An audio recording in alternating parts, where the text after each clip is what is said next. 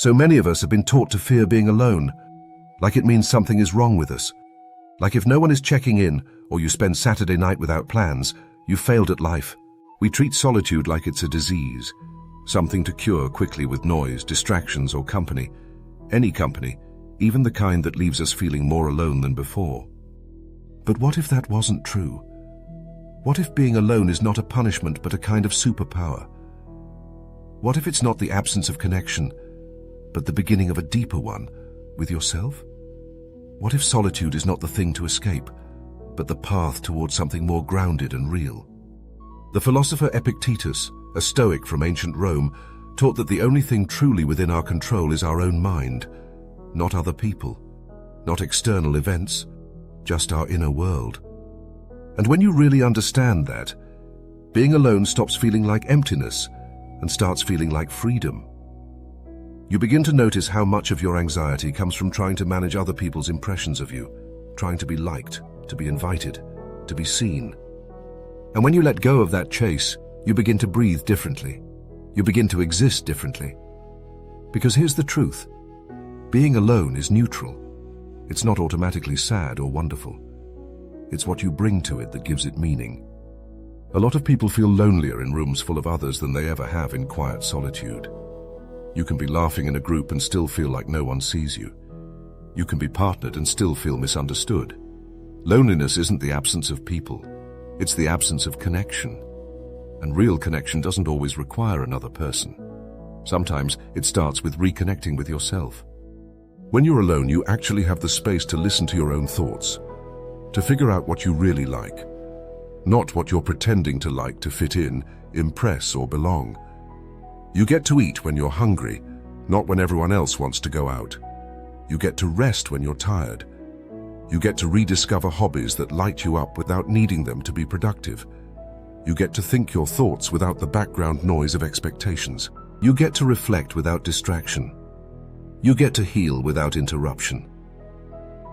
And in those quiet hours, you find clarity. Maybe for the first time in years. You find out what truly matters to you and what you've only been clinging to out of habit or fear. You remember what it feels like to enjoy your own company, without needing a screen, a drink, or someone else's laughter in the background. You start hearing your intuition again. This space gives you back something that many of us have lost, our internal compass. Epictetus would say that self-respect begins when you stop trying to control the uncontrollable. Other people's approval, their attention, their timelines. When you shift that focus inward and take responsibility for your own peace, that's when inner freedom begins. That's when you stop seeking your worth in the reflection of someone else's gaze and start finding it in your own integrity. You develop a deep and quiet confidence, not the loud performative kind, but the kind that lets you walk into a room alone and still feel whole.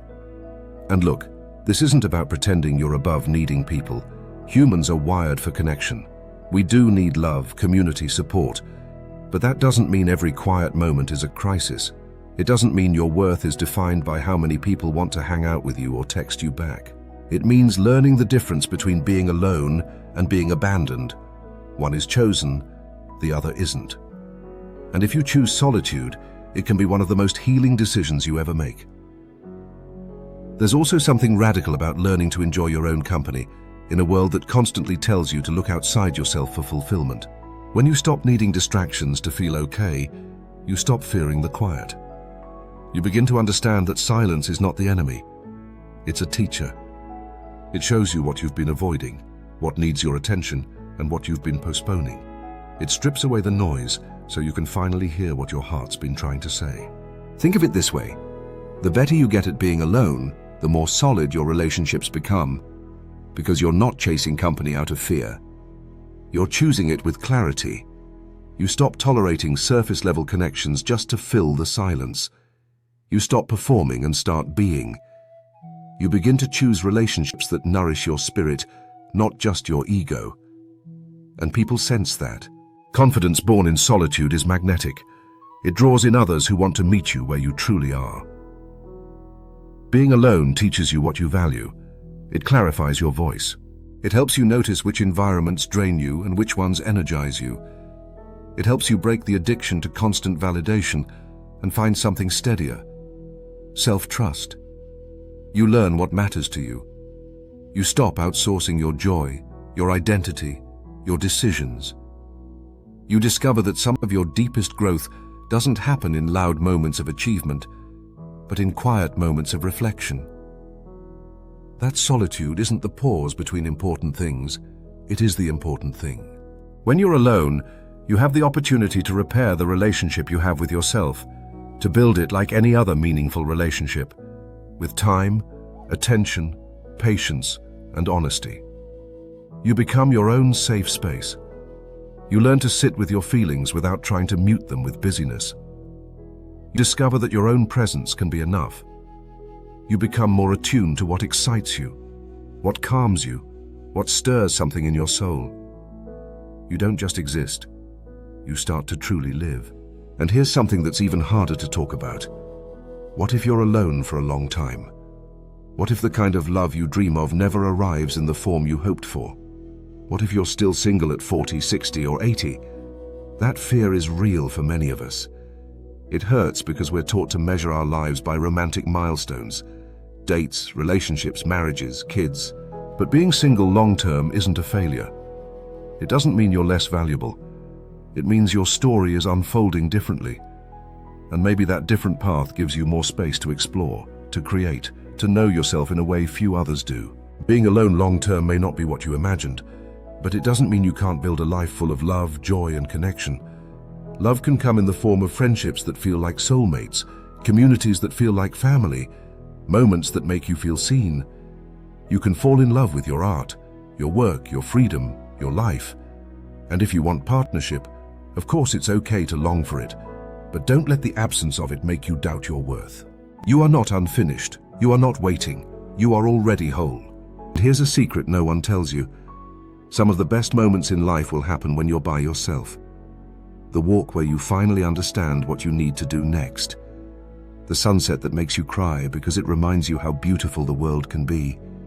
The afternoon you spent reading, resting, breathing, without needing anyone to witness it for it to feel real. The deep breath you take when you realize you're okay, more than okay, just as you are. So if you're alone right now, that doesn't mean you're broken. It might mean you're finally getting honest. It might mean you're healing. It might mean you're becoming the kind of person who knows how to enjoy their own company. And that's a powerful thing. Because when you stop being afraid of solitude, the world opens up. You stop making decisions just to avoid loneliness and start making them because they align with who you are. You stop clinging and start choosing. Next time you're tempted to think, nobody's around, something must be wrong with me, pause. Instead ask, what can I learn about myself today? What would feel nourishing? What do I want to do with this time that is fully mine? Sit with the question. Let it stretch you. Let it guide you back to yourself. Because alone doesn't mean unloved. It doesn't mean invisible. And it definitely doesn't mean unworthy. It means you're standing on your own 2 feet. It means you're listening to your own voice. It means you're growing into someone who doesn't need to be filled up, because you already are. And growing always starts in the quiet. And the quiet, if you let it, can be the loudest confirmation that you are exactly where you're supposed to be. So to summarize, solitude is not a flaw, it's a mirror. It helps you see yourself clearly, build emotional strength, and connect with your true values. Being alone gives you the space to reflect, grow, and realign with what actually matters to you. It's not something to rush through. It's something to treasure. Thank you for watching. If this video resonated with you, consider giving it a like, leaving a comment, or sharing it with someone else who might need to hear this today. And if you'd like to join this ongoing conversation about real-world philosophy and meaningful living, don't forget to subscribe. I'm glad you're here, and I hope you stay a while. Until next time, take care of yourself.